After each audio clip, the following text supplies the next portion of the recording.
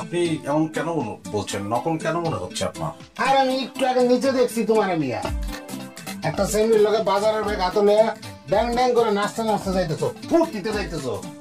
হ্যাঁ, সারা শরীরে তো আমি কোনো ব্যান্ডেজ দেখি নাই। এরকম কোনো ঘটনা ঘটেনি, ঘটেনি, ঘটেনি ঘটনা। মানে এরকম যদি কোনো ঘটনা ঘটতো তাহলে আপনি যেহেতু আমাকে দেখেছেন, আমার তো আপনারা দেখার কথা। তো তুমি আমার দেখবে কেন?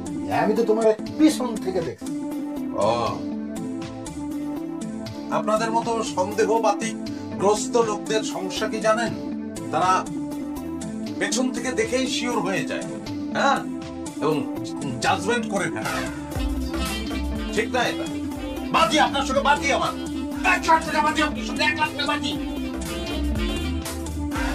ডাক্তার নিষেধ করেছে আমাকে, আমার এই ব্যান্ডেজ 10 দিনের মধ্যে খোলা যাবে না, ডাক্তার বলেছে। আচ্ছা, আমি ব্যান্ডেজ খুলবো, খোলার পরে যদি প্রমাণ হয় যে আপনি যা বলেছেন মিথ্যা, তাহলে 1,00,000 টাকা দেবেন। আর আমার যদি কোনো ক্ষতি, এই শান্ত হও, উত্তেজিত হওয়া যাবে না।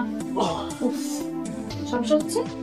আমি খাড়ায় দাঁড়িয়ে দাঁড়িয়ে কোনোভাবে থাকতে পারছি না।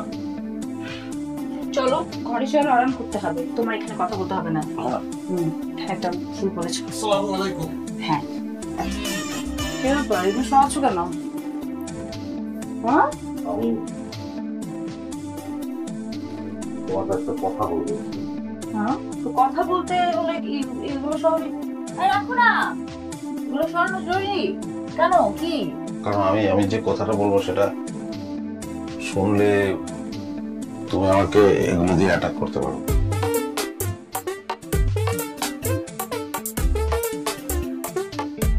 আমি তোমাকে কিছু বলবো না, বলো কি হয়েছে?